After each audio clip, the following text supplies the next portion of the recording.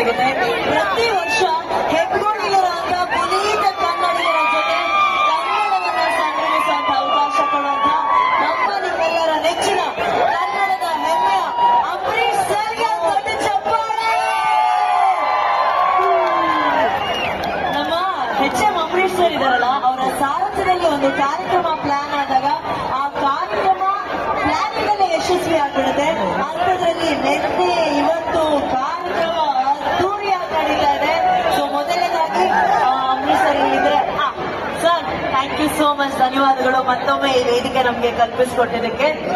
ಪ್ರತಿ ಬಾರಿ ಬಂದಾಗ್ಲೂ ಕೂಡ ಹೆಬ್ಗೋಡಿ ಬಹಳ ಅಭಿಮಾನ ಪ್ರೀತಿಯಿಂದ ನಮ್ಮನ್ನ ಸ್ವಾಗತಿಸ್ತೀರಾ. ಅದಕ್ಕಾಗಿ ಹೆಬ್ಗೋಡಿ ಲವ್ ಯು. ಏನ್ ಈ ಸತಿ ಸ್ವಲ್ಪ ಜಾಸ್ತಿನೇ ಜನ ಕಾಣಿಸ್ತಾ ಇದ್ದೀರಾ? ಬರೀ ಮೊಬೈಲ್ಗಳೇ ಕಾಣಿಸ್ತಾ ಇಲ್ಲ ನನ್ಗೆ. ಹಾಯ್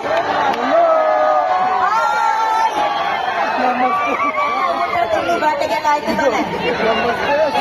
ಸ್ವಾಗತ. ಟಾಯ್ಲೆಟ್ ಹೋಗ್ಬೇಕು, ಮಾಸ್ ಸಾಂಗ್ ಬೇಕು, ಮಾಸ್ ಇಟ್ಬೇಕು ಅಂತ ಆಸೆ ಪಡ್ತಾರೆ. ಆದ್ರೆ ಇವತ್ತಿಗೂ ಕೂಡ ಆ ಕ್ಲಾಸಿಕ್ ಹಿಟ್ಟಿಗಿರುವಂತಹ ಅಭಿಮಾನ ಇನ್ಯಾವುದಕ್ಕೂ ಸಿಗೋದಕ್ಕೆ ಚಾನ್ಸೇ ಇಲ್ಲ.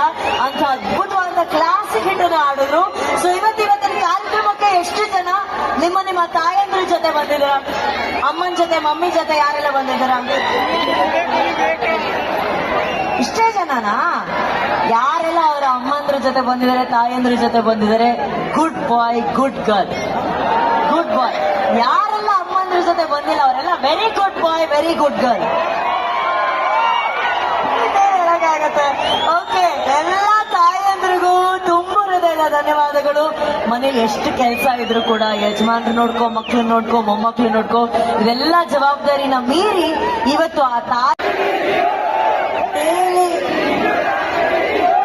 ಹೆಂಗೆ ಈಗ ಕಮ್ಮಿಂಗ್ ಡಾರ್ಲಿಂಗ್ ಸರ್ ಇಂಥವೆಲ್ಲ ಚೆನ್ನಾಗಿ ಹೇಳ್ತಾರೆ. ಇದೆಲ್ಲ ಇದು ಎಂದು ಮರೆಯಲಾಗದಂತ ಹಾಡು ಸರ್ ಅಲ್ವಾ? ಈಗ ಕಮಾಂಡ್ ಡಾರ್ಲಿಂಗ್ ಹಾಡನ್ನ ಹಾಡೋದಕ್ಕೆ ಇಬ್ರು ಡಾರ್ಲಿಂಗ್ಸ್ ಬರ್ತಾ ಇದಾರೆ. ಡಾರ್ಲಿಂಗ್